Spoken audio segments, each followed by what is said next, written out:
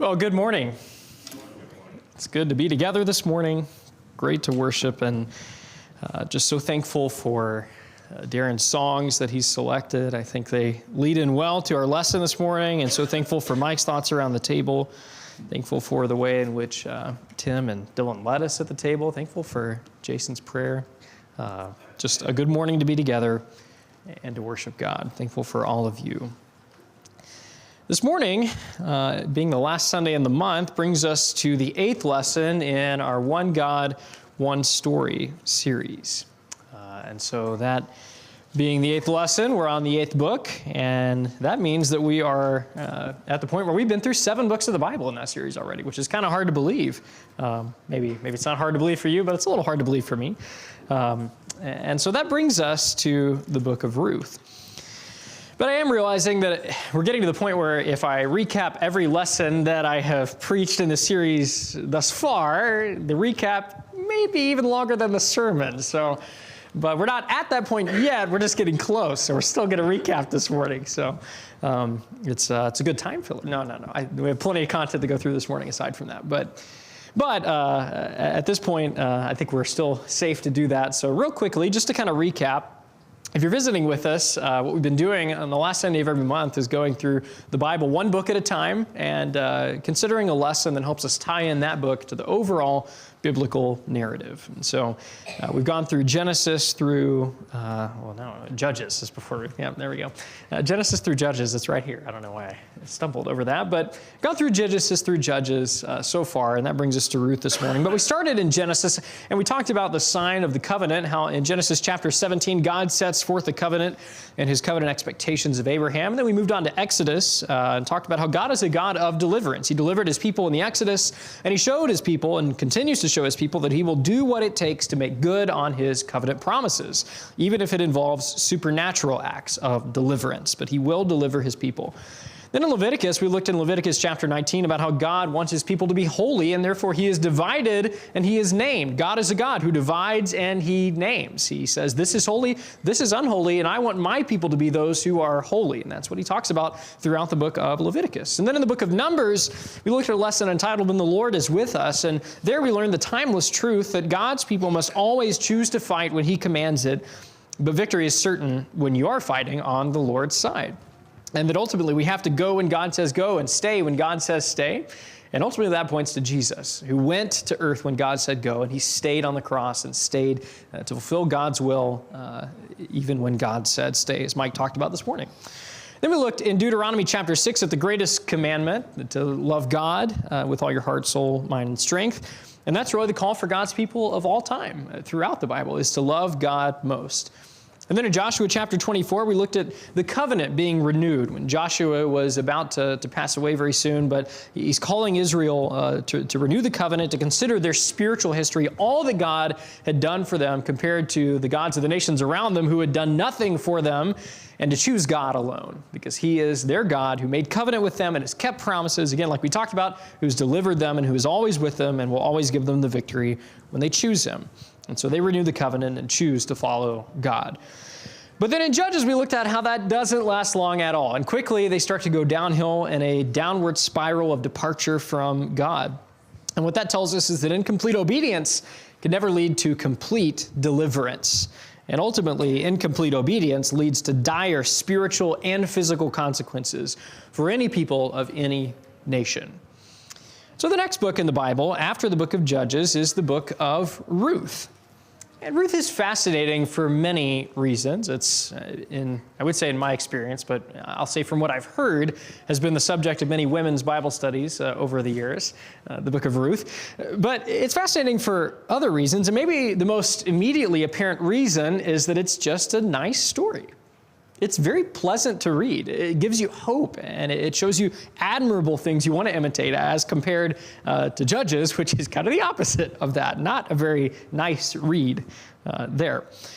But encountering difficulty and feeling helpless, I think, which is where Ruth starts, those are phenomena that we are certainly familiar with today. I think all of us can relate to encountering difficulty and feeling helpless, hopeless at certain points in our life.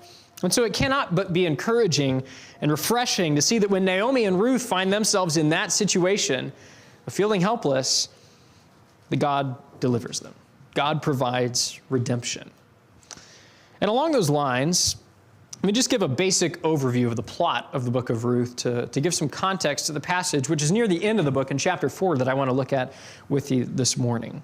But the story begins when we meet Elimelech and Naomi. And so they are Jews, married, a couple from Bethlehem who have 2 sons. When a famine comes to Israel, their family moves to Moab in order to survive because there's this famine in Israel. But however, Elimelech, the patriarch of this family, soon dies. Naomi's left with just her 2 sons. And so those sons each subsequently marry a Moabite woman. And so they have a wife from the land of Moab. It all seems to be well with that. But after only 10 years, both Naomi's sons died, leaving these 3 women without a man to provide for them. And so after this happens, Naomi hears from back home in Israel that God's given his people food, the famine's over, and you can go back. And so that begins for her the process of returning to her homeland, which is the promised land given to Israel. And so she tells these 2 Moabite daughters-in-law that she has, who her sons married, she tells them return to their families, find new husbands. You can find a new husband. I'm too old, but you can't, so go do that. And she wishes them success. One named Orpah, which my Microsoft Word or Pages apparently corrected to Oprah, but it is Orpah, not Oprah. But one named Orpah kisses Naomi and departs, but her other daughter-in-law, Ruth, will not leave her side, and makes the famous statement that we're all familiar with, where you go, I will go, and where you lodge, I will lodge. Your people shall be my people, and your God, my God. And of course, the reason this is so remarkable is that Ruth, again, is not an Israelite. She is a Moabite. She is a foreigner to the people of God. And yet she still makes this assertion, your people shall be my people, and your God, my God. So Ruth, having made her choice, off they go to Israel. And yet upon arriving, what happens? Well, they're still without a man to provide for them.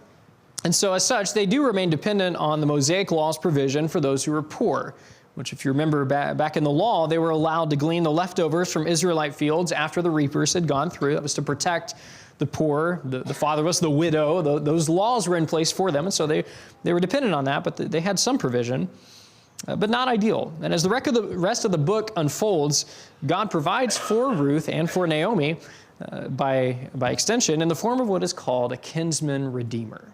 And a kinsman redeemer is one who is obligated by the statutes in Leviticus chapter 25 to pay or make up for a loss that a family member suffered. In this case, Ruth had lost someone to provide financially for her. That's what she lost. But also, she had lost the ability to provide the possibility of children for her. She lost someone to do that for her as well. And so by God's kindness, Ruth meets Boaz, who redeems her and shows love to her.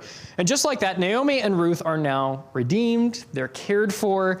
They've regained this hope and this comfort that they lost when they had no man to fill these roles for them. So there's the overview. And the reason I wanted to go through all that is that all those events, we have to have them as a backdrop in bringing us to chapter 4, verses 13 through 17, where we see the outcome of all that has happened throughout the narrative of the book. And so when we get to chapter 4 and verse 13, what's happened is Boaz has just agreed to redeem Ruth, and he's made arrangements with the one nearer relative. There is one person closer related to them who is also qualified to be a redeemer. But Boaz made these arrangements with that guy that he's going to be the one to redeem her. And so having made those arrangements, we begin in verse 13 with this. Ruth chapter 4 and verse 13. So Boaz took Ruth, and she became his wife. And he went into her, and the Lord gave her conception, and she bore a son. Then the women said to Naomi, "Blessed be the Lord, who has not left you this day without a redeemer, and may his name be renowned in Israel. He shall be to you a restorer of life and a nourisher of your old age. For your daughter-in-law who loves you, who is more to you than 7 sons, has given birth to him." Then Naomi took the child and laid him on her lap and became his nurse. And the women of the neighborhood gave him a name, saying, "A son has been born to Naomi." They named him Obed. He was the father of Jesse, the father of David. Really, the book of Ruth is, in my estimation, one of the easiest books in the Old Testament to connect to the New Testament, because really, the book of Ruth is the gospel story. So it's easy to understand how it fits into the biblical narrative, which of course is kind of the purpose of this One God, One Story series. But because it's so clear how the book fits in, just from a relatively cursory reading, I want to try to emphasize this morning not only how the story of Ruth fits into the overall biblical narrative, but I also want to emphasize how the story of Ruth shows us how we fit into the overall biblical narrative. I think it does that as well, but maybe we have to dig a little deeper into the book to find that. But I think it's there, and I hope that will be helpful this morning. Well, let's start off big picture as we look at Ruth chapter 4 to help us find these connections that we're looking for. The first thing I would suggest to you is that Ruth points us back to God's promises and God's covenant. Ruth points us backwards, actually. Early in this series, when we were in Genesis, well, all we could do was be pointed forward because that's the very beginning. But now we're far enough into where, okay, connecting this to the biblical narrative isn't just a matter of looking forward, but also looking backward. How does this connect to what God has said he would do? And really, immediately, we can see that Ruth is a very Abrahamic figure. What does she do but leave her homeland? She leaves her people, and she says, where you go, I will go. I'm following, ultimately, someone who represents the God of Israel to her. And so she is trusting God's promises. She is aligning herself with that kind of an Abrahamic call. So immediately, in our minds, is this idea that okay, we're being pointed back to the very beginning, to Genesis chapter 12 specifically. But one of the amazing things about the book of Ruth, before we even get really into that, is that despite the fact that the events described take place during the period of the Judges, which right off the bat, this book tells us this all took place during the period of the Judges, we still see God keeping his covenant and his promises. Israel is in rough shape. And so that's what we should think when we read in the very first verse of Ruth that all this did indeed take place during the time when the Judges ruled Israel. And I mean, I'd imagine you're all well aware of the fact that this was a time when Israel had rejected God. That's basically what they were doing. Every man did what was right in his own eyes. They had no king in Israel. Not just they didn't have anyone on the throne to enact laws, but they didn't follow God. God was not their ultimate authority. And so as we looked at last month, the period of the Judges was an era during which God's chosen nation drifted further and further away from him in this continual downward spiral. But again, looking back to where we started this series, in Genesis chapter 12, God promised to Abraham that he would give him a land, that he would give him descendants, and also that he would bless all the earth through him. And then in Genesis 17, God makes the covenant with Abraham and with his offspring on the condition that Abraham and his offspring keep his covenant in return, responding to God's covenant faithfulness in kind, with covenant fidelity on their part. If God's going to make this covenant and keep it, you need to keep it too. But unfortunately, when we get to the period of the Judges, Israel is about as far gone from that, from covenant fidelity, from faithfulness to God and all that he had asked of them. They're about as far from that as you could possibly get in the period of the Judges. Truly one of the darkest, if not the darkest period in Israel's history is what we're talking about right here. But even in that context, the story of Ruth sends a message to Israel and to us who read it today. And that message is that even though Israel deserved to be abandoned by God, he had every right to start over, wipe them out. He didn't do it. He didn't abandon them. Even though they had abandoned him and been unfaithful to his covenant, God was far more merciful and patient with them than they could even dream of deserving. And he did not abandon them, but continued to show himself faithful, despite their being so faithless. And so despite having every right to do so, Ruth shows us that God had not rejected Israel, but was still willing to be faithful to his covenant and to keep his covenant promises that he had made all the way back in Genesis. Just as God promised to Abraham that he would give him land, give him great descendants, and bless the earth through his seed, through Boaz's redemption, Ruth receives land. Boaz redeems that land that belonged to their family. Ruth is given descendants where she previously had no hope of any because her husband had died, as we see in chapter 4 and verse 13 that we just read. And then even more so, through her seed comes not just David, but Jesus. Through her seed, all the nations of the earth were blessed. And so, yes, this was a period of dark times for Israel. People were rejecting God right and left, but for the people who followed God and were true to his covenant, he kept his promises. He kept his promises beyond what was deserved still, even to a foreigner. And so the ultimate lesson that we can see from all this is that even in this dark period, if you're seeking God, if you're being faithful to him, you'll find him to be a faithful God who has not forgotten his promises to his people. And that continues to be true throughout the biblical narrative. But the story of Ruth does not only point us back to God's giving of the Abrahamic covenant near the beginning of the Bible, but even more so, Ruth points us forward to Christ and even to us. Boaz is sort of an image of Christ. Boaz is sacrificial. That's kind of what we see about Boaz. We read in Ruth that there was a closer relative than Boaz, who was also a potential kinsman redeemer for Ruth. And so when Boaz asks him, do you want to redeem this land? He says, yes, but Boaz asks him, okay, well, you also need to redeem Ruth. That's part of this deal. And he says, oh, well, that's a little too much. I can't do that. He didn't redeem her because of the cost.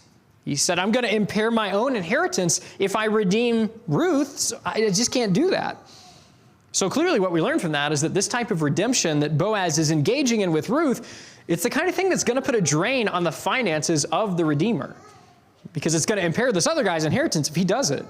So Boaz is going to experience a similar impact, and we can understand that. I mean, Cassie and I are about to bring a baby into this world, and our budget is changing. Oh, our budget is changing. Babies are expensive, I tell you what. Wow. But as expensive as babies can be at times, with all the doctor visits and all the diapers and everything, imagine not an infant, but a full-grown woman and all her needs, but not even just that, her aging mother-in-law too. That gets really expensive. And maybe some of us have experience with that too. I mean, who wants to sign up for that, right? Based on the responsibilities alone, just having to take care of Ruth and her mother-in-law. Much less considering their financial needs would be also Boaz's sole responsibility. That's serious stuff. I mean, that's a lot to take on. So you can understand why this other guy says, no, that's going to create a problem for my kids that I already have, for my inheritance that I already have to take care of. But Boaz is different. Boaz shows himself pretty unfazed by that. And he appears very determined to redeem Ruth from the moment she reveals her relation to him and her need to be redeemed. And so Boaz never complains. He never complains, but he consistently sacrifices for Ruth. He provides for her despite her inability to really do anything for him. And in making such sacrifices and offering such service to Ruth, Boaz shows himself to be an image, a shadow of Christ himself. What does Christ do for us? Well, he sacrifices for us, despite great cost. He sacrifices for us no matter our inability to do anything for him. He sacrifices for us no matter the baggage that we bring along into this equation, and we bring a lot sometimes. It's a beautiful picture that Boaz shows us. I'm not saying Boaz was perfect. We don't have to say that. That's not the point. What Boaz does do is he does a good job of filling the role of just being a signpost, a shadow that points us to Christ, who is perfect and who is the greatest sacrificial redeemer that there ever was and ever will be. But as amazing of a picture of Christ as Boaz shows us, just by the fact that he is a sacrificial redeemer, the even more amazing thing is that he does this despite the fact that Ruth is not an Israelite. She is a foreigner. Ruth's not one who is under the law of Moses in the traditional sense. From everything I can tell, it's questionable whether or not Boaz even had an obligation to Ruth at all under the letter of the law in Leviticus 25. If you go to Leviticus 25, he's talking about Israelite family. He's talking about people who are blood Israelites, it seems like. And that law was clearly for Israelites, not for foreigners. But nonetheless, Boaz chooses to redeem Ruth for some reason. And he does it without apology. He doesn't say, well, I might could do that. He does so very intentionally. And as he does so, he becomes a shadow of what God will do through Jesus, and extending that offer of redemption to all the nations. And Ruth herself specifically shows us that even though we are not part of physical Israel, if we will adopt her mantra that Israel's God will be our God and God's people will be our people, we will go where he says go and stay where he says stay, that God will provide redemption for us too, foreigners though we are and unworthy as we are. Praise God. On paper, there's nothing about Ruth that really merited Boaz's redemption of her. She didn't bring a lot to the table. She was a foreigner. It wouldn't look like somebody would say, oh, that's a good candidate for redemption. I want her. But yet he did redeem her. And he gives us hope in that. Inasmuch as in this story, we are Ruth and Jesus is Boaz. And God has provided for our redemption as well, undeserving though we are. So this story truly does point us forward to Christ and to us. Because ultimately, this story is the gospel story.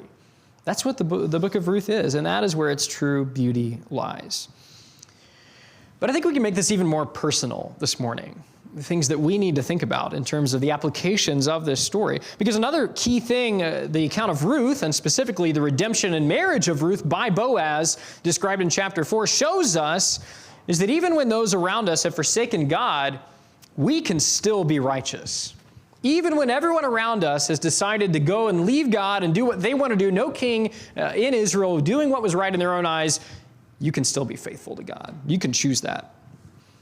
And as we've already noted, this is during the time period of the Judges. We think our time is bad. We look around us and we think things are pretty bad. And we're not wrong. It is pretty bad. We'll admit that. Sin is in the world, right? People have rejected God. And that never ends well. It never ends well for individuals, for families, nor for the nation as a whole. And if we stay on the track that we're on, we'll likely see some consequences for that. And so we see people confused about their very gender. We see people treating each other abysmally. We see war. We see people attacking each other. People made in the image of God. We see families breaking apart. And yes, undoubtedly our world today is quickly crumbling under the consequences of its own sin. But honestly, compared to what went on in Judges, as bad as our day is, and it is, I think Judges might be worse. Reading Judges will make you sick to your stomach. Really, I've had that feeling, reading Judges. And as bad as our day is, I really think the depravity that characterized Israel during that time period may be even worse. And Judges records things I don't even want to talk about in a sermon. I struggled trying to pick a passage in Judges that would actually be family friendly to discuss because it is so depraved, so sickening where they went when they departed from God. And so yes, our day is bad, but Judges is probably even worse. But bringing it back around, that's the backdrop of the story of Ruth. That's what's going on the next town over, so to speak. But what the book of Ruth shows us is that even in a time like that, people can still choose to be righteous. Just because the nation is going down the toilet doesn't mean we cannot choose to serve God and be faithful. Just because the nation in general has forsaken God, they've gone down this path of depravity, does not mean that we can't choose to be different from everyone around us and to be holy and righteous and obedient to God. It's almost like that's what God's called us to do from the very beginning. The Israelite nation described in Judges is defined by instance after instance of faithlessness and sin and rebellion and depravity. But Boaz and Ruth show us that just because the nation is defined and marked by sin and immorality, we don't have to be. And I'll even take it a step further in applying this principle to us. Even when the nation in which we live is defined and marked by sin and immorality, we must not be defined and marked by that sin and immorality. We have to choose to be God's holy people. Yes, it's depressing. It's depressing to live in a nation where the leaders are corrupt and sinful behavior is rampant and out of control. Oh, I guess that applies to us too. I was talking about Israel, but yeah, that applies to us, right? But Ruth shows us that there is a way for godly people to handle that. And it's not to complain and be depressed and sit around and wallow in how horrible things are and we don't know what to do about it and argue about politics all day long. Ruth shows us that the way for godly people to handle that is to choose to live differently than all those other people who have rejected God. And the narrative of this book serves as a reminder that godly individuals, not doing anything grandiose, not doing anything earth-shattering that's, whoa, that's incredible, but simply doing what is right. Doing what is right in spite of the depravity of the world around us can actually accomplish greater good than we can imagine. And Ruth shows us that the reality is, even when it may seem like there are no others in the nation as a whole who are being true to God's covenant and laws, we're likely not alone as we feel.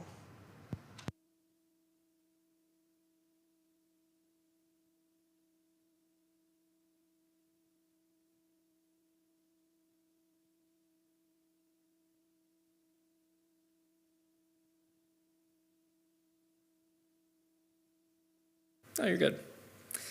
But in every generation, I think what Ruth is showing us is that there's a remnant. There is a remnant. Even if we read Judges and we say, surely there's no way that there's anyone left who's doing right. Everything just seems so bad. Guess what? Ruth and Boaz are here. They're doing what's right. They're keeping God's covenant. They're being faithful. And just as Ruth and Boaz prove that point, that there's a remnant in their generation, they give us hope for ours as well. But when there's a remnant of people who are faithful and obedient, there is something even more amazing that happens than just the fact that, oh, there's good people still there. And that something more amazing that happens is that even in a wicked nation, when people choose to be faithful to God, anytime people choose to be faithful to God, God can and will be glorified. Notice what the women of the neighborhood, back in Ruth chapter 4, notice what the women of the neighborhood, as they're described in verse 17, say to Naomi. They say, "Blessed be the Lord," in verse 14, "who has not left you this day without a redeemer." Wait, I thought Boaz was the redeemer. I thought Boaz redeemed Ruth. He's the one who came and said, I'll do this. I'll do this. And so shouldn't they be saying, well, thank goodness for Boaz, who came along and redeemed you. What a great guy. I mean, he's really something. Piece of work right there. That might make more sense on the surface, but we know that in actuality, the women of the neighborhood actually got it right. They got it right. The Lord is the one to be praised, because ultimately what Boaz did was he just followed God's law. He applied God's principles in a way that was consistent with God's own character, which is what he calls all his people to do. To follow God's law, apply his principles, and act in a way consistent with God's character.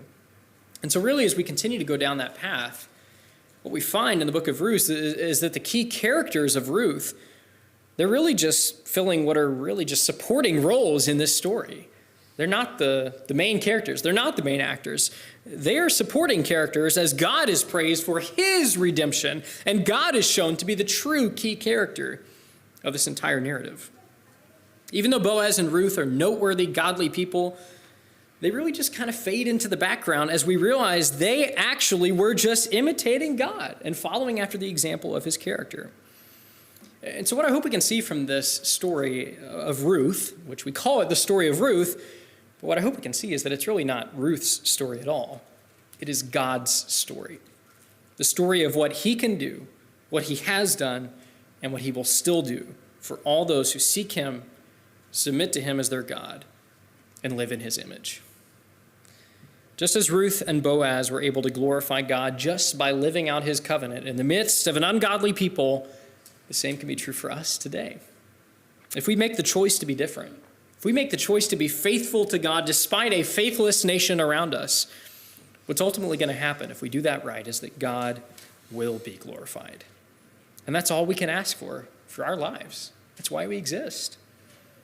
And so from what we can see, it seems that Ruth and Boaz are not acting out of a desire to be some great heroes. They're not trying to go down in history as these great characters in the history of Israel. All they're doing is just what God's asked of all his people, to keep his covenant and follow his laws. And likewise, I think the lesson for us is we don't need to view our task as some sort of heroic effort, being God's people today, where we become big-name disciples, or we're looked up to by other Christians. Wow, that guy is amazing. That's not the point. Rather, we must make it our aim to act out of a simple belief that God is sovereign, God is God, and our task, no matter what is going on around us, is just to keep his covenant, his new covenant, which he made with us through Jesus. And our task therein is to follow all that his grace demands of us under that new covenant. That's all there is to it. We're not trying to do anything earth-shattering. God did that. We just follow what he has asked of us from there. And if we will do this, God can and will be glorified in our lives too. And that's a beautiful thing, because then we are fulfilling our purpose for which we were made. We are living in God's image. We are reflecting him to the world around us. and we are everything we were made to be. And the crazy thing is we will have fulfilled our purpose, even in spite of a world that encourages us to run away from our God-given purpose of glorifying him. They say, serve yourself, but we can still choose to glorify God instead, even in that environment. So let's make that our aim. Let's not try to be grand heroes, not try to be people looked up to as incredible. Let's just try to be faithful followers of God. That's what we need to be about. Keepers of his covenant, doers of his word, no matter what happens around us. That's what ought to define us as Christians. Boaz redeemed Ruth from the loss of provision, the loss of hope of offspring that she had experienced, and he did so sacrificially, redeeming her at the cost of a significant portion of his finances. But Jesus has redeemed us from the loss of our relationship with God, an even greater need. And he did so sacrificially, and he did so at an even greater cost than Boaz's finances. He did so at the cost of his very life. He gave his own life up in order that we might have eternal life with God. So as Christians, let's be thankful for that every single day, for the picture we see in Ruth that reminds us of what Jesus has done in redeeming all of us. If you're not a Christian, we invite you to recognize what Jesus has done for you and consider the fact that without accepting his redemption in baptism, you're even more hopeless than Ruth was without a husband to provide for her in multiple ways.